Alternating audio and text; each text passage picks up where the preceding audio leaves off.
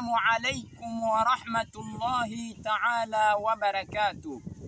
بسم الله الرحمن الرحيم. الحمد لله وصلاة الله وسلامه على رسول الله وعلى آله وصحبه ومن والاه. أما بعد.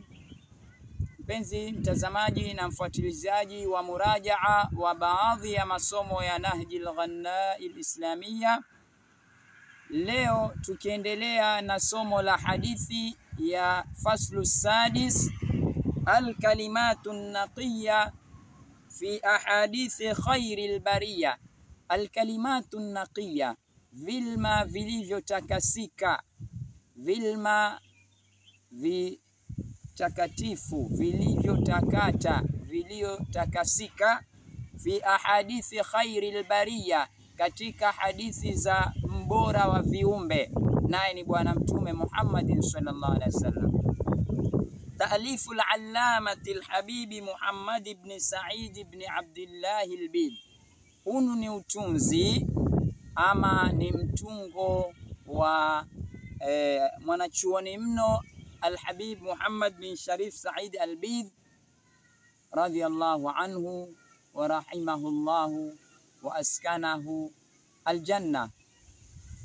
Al-marhalatu thalithatu, hichi ni kidato cha tatu. Mattafaqa alayhi shaykhani, hizi ni hadithi zilioafikiana juu yake mashekhe wawili, walizoafikiana katika hizi hadithi mashekhe wawili wa hadithi, nao ni al-Imam al-Bukhari na al-Imam Muslim.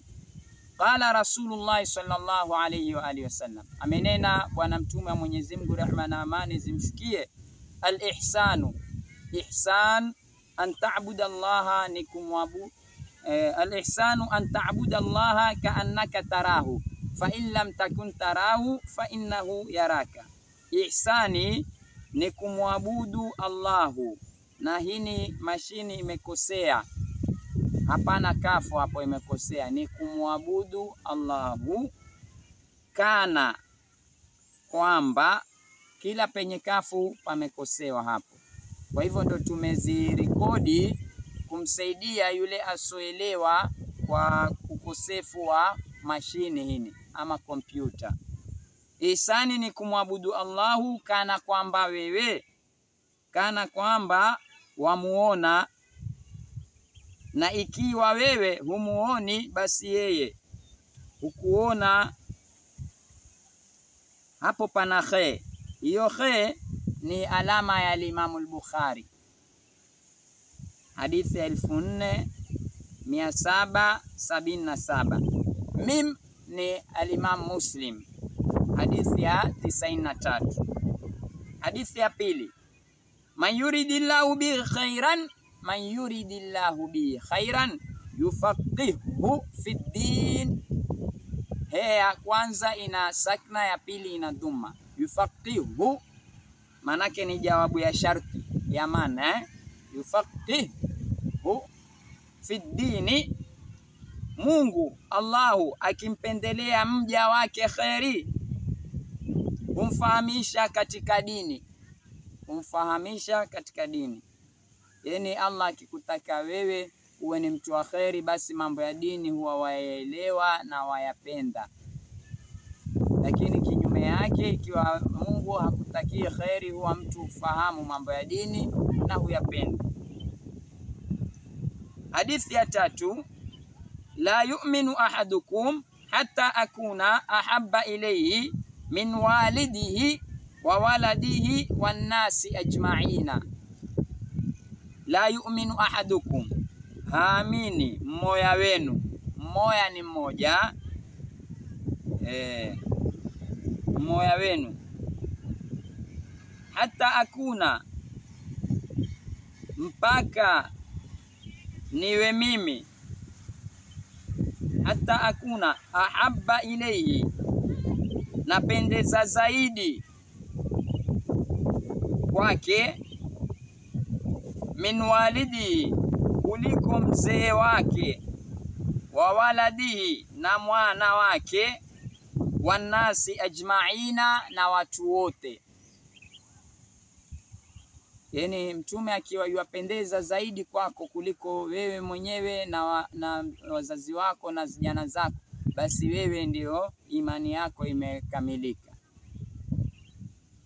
Ayatul munafiqi thalathun, alama ya mnafik ni matatu. Alama ya mnafik ni matatu, yani ni mambo matatu. Idha haddatha kadhaba, akizungumza hunena urongo. Akizungumza hunena urongo, alama ya kwanza. Wa idha waada akhlafa, na akitoa maagano, waadi, promise. Akhlafa hukhalifu, manake huenda kinyume na maagano yake ama waadi wake ama promise yake. Wa idha tumina khana, na akiaminiwa hukhini. Na akiaminiwa hukhini. Kukhini ni kucheat kwa lugha za kisasa, kucheat, kufanya khiana, kufanya kinyume na alivyotarajiwa afanye. Ala unabbiukum bi akbaril kabairi, hela siwapi habari nyinyi, je siwapi habari kwa kubwa zaidi ya madhambi makubwa?